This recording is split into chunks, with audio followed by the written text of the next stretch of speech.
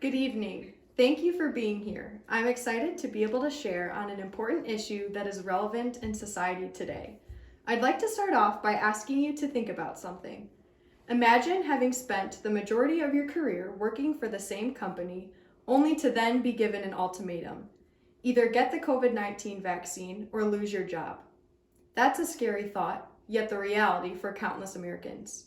Thousands of individuals have found themselves in this position and have lost their jobs simply because they held to their right to choose what gets put into their body.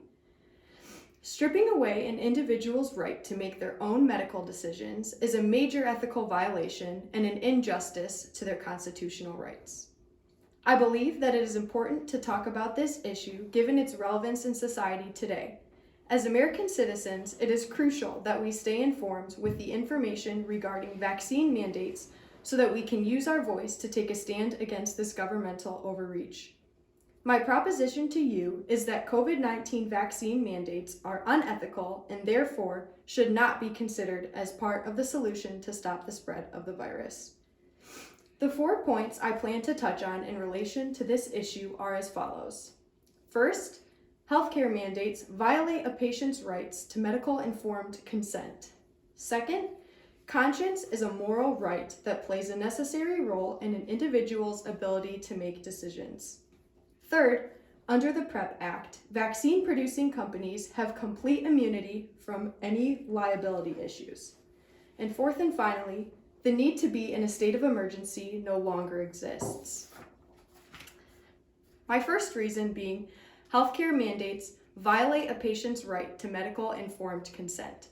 Medical consent must be free in order to be valid. It cannot be coerced.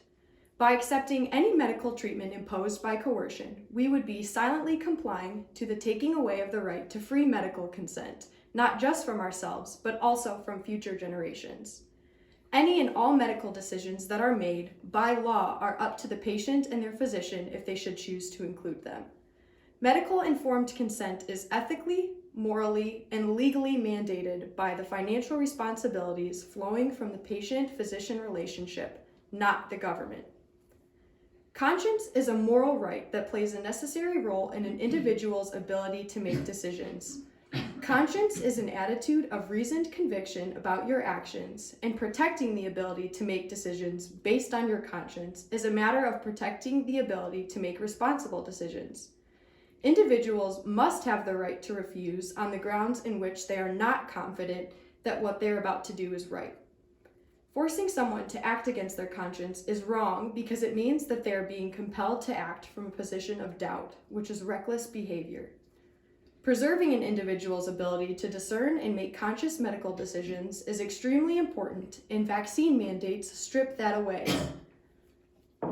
Under the PrEP Act, the federal government has granted companies like Pfizer, Moderna, and Johnson & Johnson complete immunity from any liability if something were to go unintentionally wrong with their vaccines. According to Raji Dunn, a Dallas labor and employment attorney, it is very rare for a blanket immunity law to be passed. Pharmaceutical companies typically aren't offered much liability protection under the law. Dunn suggested that when the government told companies to develop the vaccine 4 or 5 times faster than normal, the manufacturers most likely told the government that they want protection from lawsuits. Additionally, Dunn noted that the government does not want people suing companies making the COVID vaccine because then the manufacturers would probably charge the government a higher price per person per dose, which in turn would make it much more costly for them to distribute to the entire country. When a vaccine is developed as quickly as it was for COVID-19, there is a high chance that problems will surface due to the lack of longitudinal studies and testing.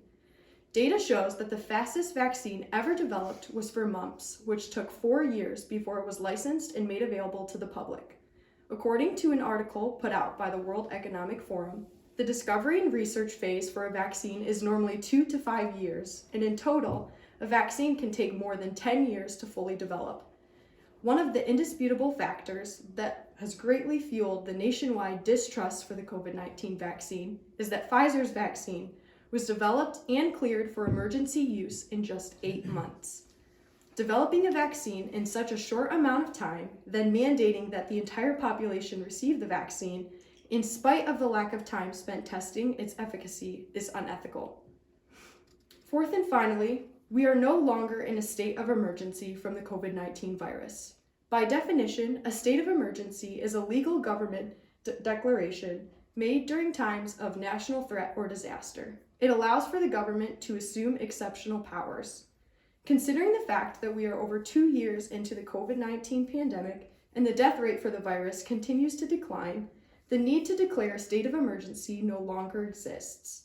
The virus has worked its way through the population, and as it continues to mutate, it gets weaker, posing even less of a threat than each previous strain.